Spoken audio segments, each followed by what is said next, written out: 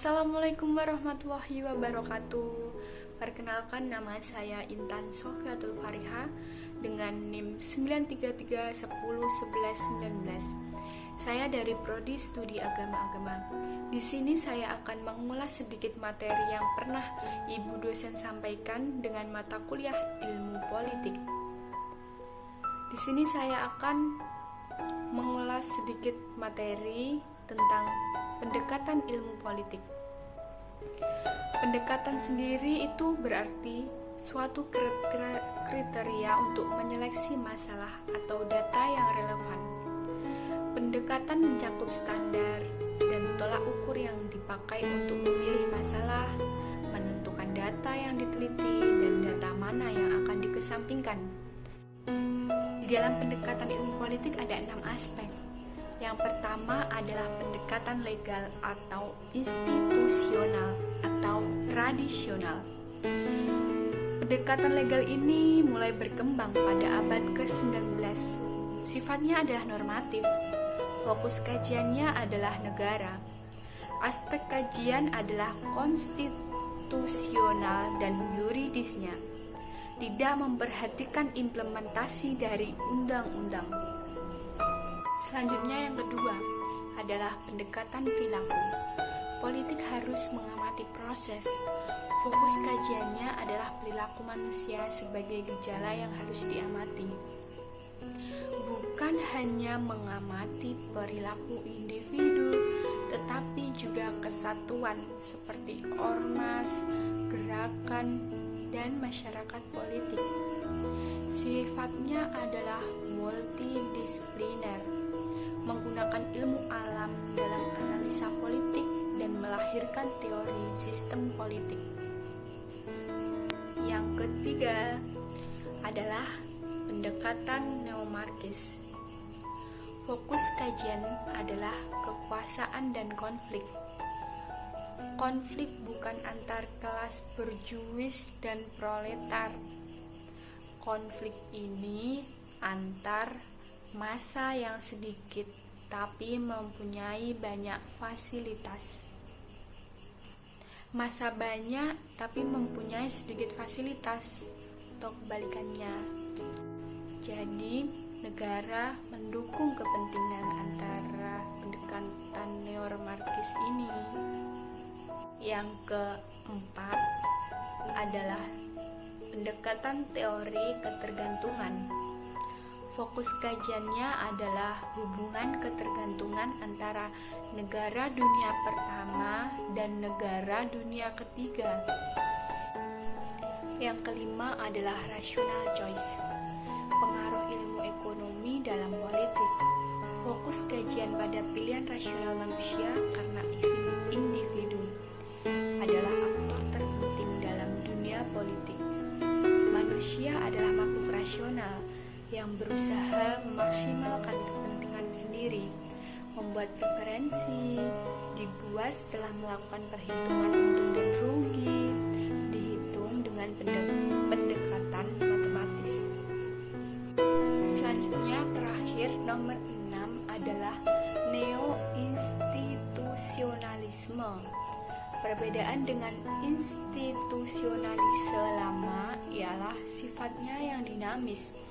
Berpandangan institusi negara dapat didesain ke arah satu tujuan tertentu. Pendekatan ini dipicu pendekatan behavioral yang memandang institusi hasil perilaku aktor bersifat saling mempengaruhi. Perilaku aktor membentuk institusi. Namun, institusi juga mempengaruhi beberapa faktor. Di tahun 2020 ini, kita dihadapi pandemi yang sangat-sangat meriuh resahkan masyarakat yang ada di Indonesia, yaitu tentang pandemi virus COVID-19 atau biasa disebut Corona. Virus ini pertama kali ditemukan di kota Wuhan, Cina. Menurut saya, keterkaitan antara pendekatan ilmu politik dengan pandemi saat ini adalah pendekatan ilmu politik berarti suatu kriteria untuk menyeleksi masalah-masalah yang atau data yang relevan. Keterkaitan antara COVID-19 ini adalah kita sebagai kaum milenial atau kaum muda harus bisa menyeleksi berita-berita yang terkait dengan COVID-19 supaya orang-orang awam, orang tua, atau orang-orang yang tidak mengerti tentang sosial media atau berita atau hanya menyaring luarnya saja tanpa mengetahui dalamnya, tidak parno tentang apa sih itu virus itu.